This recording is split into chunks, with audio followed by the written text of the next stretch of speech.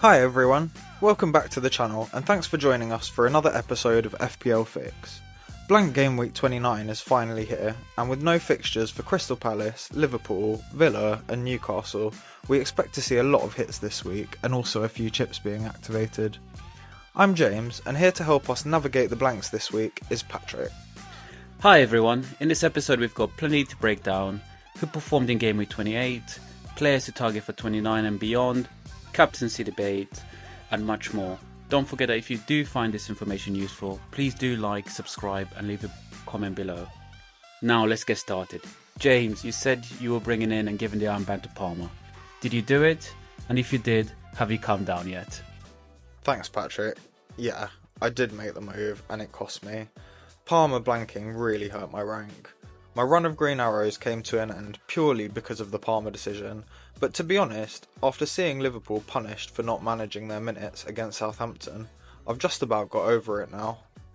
Except for the massive swing on captaincy, the rest of my team did pretty well, and somehow I only fell 2 points short of the average. In goal, I had a second consecutive double-figure return, which was massive and helped me out a lot. Henderson was probably my top performer, all things considered. Munoz and Kirkes both produced returns again, but Robinson and Ait-Nouri were poor, so that was similar to last week. In midfield, Salah was of course the top point scorer. If we'd known definitively that Salah would have played 90 minutes, then he would have been my captain. I did think that it would make sense for Slot to give him some rest against Southampton, but it cost me a lot of points and was a big catalyst in costing Liverpool their spot in the next stage of the Champions League, I think. As much as I want to avoid it, I'll talk about Palmer next. Chelsea won a penalty early in the game, and the man who's usually ice cold from the spot ended his 100% penalty record of 12 out of 12 in the Premier League. He's in a terrible run of form at the moment, but I thought the fixture would help him. The Chelsea manager did say after the game that Cole had been ill and had missed training, but he was desperate to play. Kluivert next, and he was my only other player to return. He assisted Evanilson, but again he had a goal ruled out for offside. Mbeumo, Wissa and Bowen all blanked for me, but most strikers and a lot of the midfielders did blank this week anyway, so I didn't fall too far behind. Enough about my team. How did you get on? Did you stick with Salah captain? I got 60 points, meaning I got a red arrow. I'm just going to focus on key performers and concerns. Starting out with my standout players, Captain Salah got 30 points. He single-handedly carried the team, contributing basically nearly 50% of the total points. He's been beyond clutch for FPL managers, and he has made it difficult to gamble and put the armband on anyone else. Second, Van Hekke got me 9 points, which is an excellent return given the fact that he's a budget defender, and he's rewarded me for starting him over the informed Wan-Bissaka. Last top performer for me was Kirkes with 4 points. Despite facing tough teams, he has become one of the most reliable defenders in the league. I won't drop him unless Bournemouth blanks, and even then, I might still consider starting him. Now let's talk about the underperformers. All 3 of my attackers blanked. Isak's dip in form is worrying, especially given Newcastle's attacking potential, and the fact that Wilson came on for him has set alarm bells ringing for me. In midfield, Bowen got 2 points, West Ham's inconsistency hurt his output. Palmer got me 1 point. We could say Chelsea's struggles and rotation risks make him unreliable, but we need to dedicate a whole podcast about how Palmer is now the biggest troll in FPL right now. And James, you're not allowed to try to convince me not to sell him. I don't care how amazing his next fixtures look. Nkunku got 3 points, which hurts, because I transferred out Enzo for him and he went on to get an assist. And lastly, Michaelenko got me 2 points. Overall, I had a disappointing week, and if it wasn't for Salah, I would have had a truly tragic week. The only thing I know for sure is that Palmer must be sold. Okay, that's how our teams got on, but let's see who the real stars were. On screen, we have the top point scorers in each position last week, and it looks a bit messier than usual due to the spoils being shared, as you can see.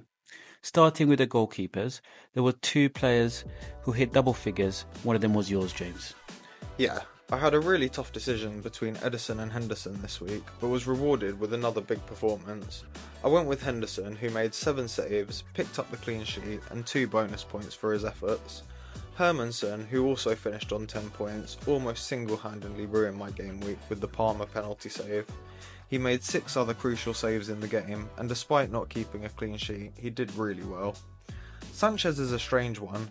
Neither Chelsea goalkeeper is able to lock in their spot at the moment, but Sanchez did well. He made 3 saves, kept a clean sheet, and took 2 bonus points. Moving on to defenders, and Cucurella was the top pick yet again, with back-to-back 15 pointers. Another clean sheet and another attacking return puts him in contention for being one of the top defenders in FPL at the moment. Patrick, your pick Van Heck was next. Yeah, it was a last-minute decision to pick him over Wan-Bissaka, and I was really happy with the 9 points he returned for his goal. Mings, Morello and Trippier were all tied third on 8 points for their clean sheets and bonus accumulated. Moving on, Salah was yet again a top-performing midfielder and the joint highest player of the week. He didn't play exceptionally well, but scored 2 great penalties when called upon, and through those goals and a bonus, he has now broken his own record in FPL, which is absolutely incredible, with 9 games still to play. My choice to captain him proved to be a great decision in the end. Okay, I get the point, Patrick. I should have captained him as well. Similarly to Salah, the other 2 top scoring midfielders also have no fixture next week. Ismail Assar and Bruno Gomes picked up impressive 11-point returns.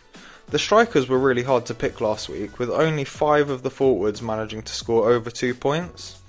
Darwin Núñez was the top scorer after scoring and winning a penalty which Salah then converted. João Pedro and Watkins both scored once and each took max bonus. Okay, some big names and performances there. But over half of those players blanked this week, and because of that, we don't see a single name from the previous top performers on the most transferred in list. Let's have a look at who's being brought in instead. So on screen we have the most transferred players in and out so far this week. We don't need to spend too much time on the players being transferred out, as there's a clear reason for each of them. Lewis Hall is injured, Palmer's form has been abysmal, Cunha is still suspended, and Isak and Rodgers both blank in the upcoming game week. Looking at the transfers in, 3 of the top 5 are Nottingham Forest players. It's not surprising to see them being brought in, given their fixture and their form. They continue their push for the Champions League. They're now sitting third after beating Man City as part of a back-to-back clean sheets against 2 of the biggest teams in the league in Arsenal and Man City. Fernandes is top of the list, and he's scored 2 direct free kicks now in the last 3 Premier League games. He's probably one of the main players being transferred in for Parma, given the difference in form between the 2. Fernandes has picked up 29 points in his last 3 games and is a big captaincy shout this week given his fixture and form. Cliver is the only one we haven't talked about, and he seems to be on this list every week. He's now owned by a third of all managers at 33% ownership. He's been in good form, playing with confidence, and has good fixtures over the next few games. Okay, so we've seen who managers are bringing in and out. Let's see how many of them feature in our players to target section. On screen, we have Bournemouth and Wolves again, but Nottingham Forest are the other team we've included this week, and they're probably the pick of the bunch. Again, they all have fixtures in all 3 of the next games, but also have great chances for points. Sells has been incredible in goal, and a brilliant option if you're looking for a keeper. Kirkes has been driving forward all season and is now coming off back-to-back assists in the league. I'd be looking at him or a Forest asset if I was getting a defender this week. Aina and Milinkovic are both great options, and who you pick will be mostly based on budget and preference. In midfield, my preference would be Cliver. He's already in my team, and I know you're looking at him too this week. Yeah, he's definitely someone I'm considering, and he's been in great form recently. Looking at the best striker options, Wood is the best choice here in my opinion. He's had a slight dip in form recently in the tougher fixtures, but has been great all season. He's on penalties and has a great chance of returning against Ipswich. Evan Nilsson is definitely a great option though, if you already have Chris Wood. Now he's back from injury and already nailed his starting spot in strike. He looks a great pick. He doesn't have penalties though, which is why he's behind Chris Wood for me at the moment. So now we know the best picks. Let's look at how our teams line up for blank game week 29. So James, how's your team set up for this week? Okay, so I'll be honest, my team doesn't look amazing this week, but I don't need to take a hit to field a full starting 11, so that should put me in a good position. I've got Edison in goal, who's rotated really well for me with Henderson lately, so I'm hoping he can keep up with my recent goalkeeper hauls with a decent fixture at home to Brighton. In defence, I've got Kirkes, who also has a good fixture at home and should have potential for returns again this week. Aït-Nouri has a good fixture despite the shaky form, and Robinson has been terrible for me lately.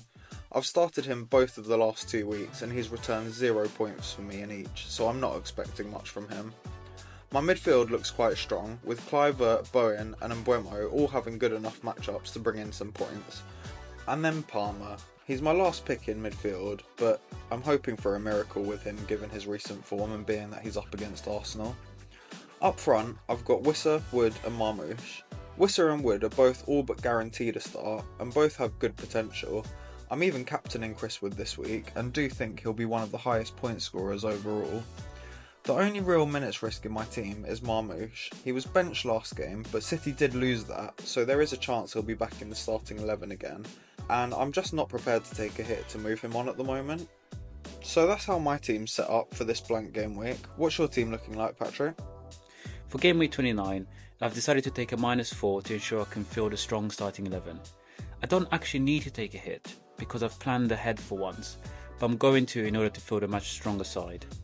I'm going to sell Palmer finally, after talking about it for nearly a month. He's hurt me too much to keep him in my team, so I'm going to replace him with Kluivert instead, and up front I'm going to get rid of Isak for Haaland.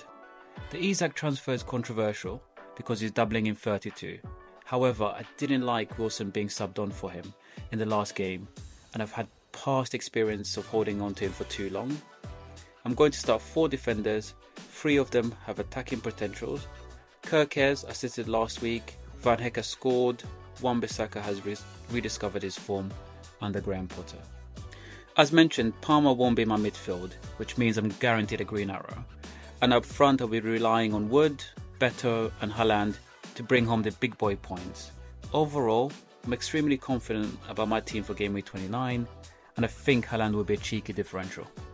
Okay, that's the end of this week's FPL Fix. Let us know in the comments if you're taking a hit this week and what moves you're making. Don't forget to like and subscribe if you found the episode useful and want to see more content like this. Also, make sure to follow us on Twitter for last minute tips and advice. Good luck in game week 29 everyone. Thanks for watching and see you next time.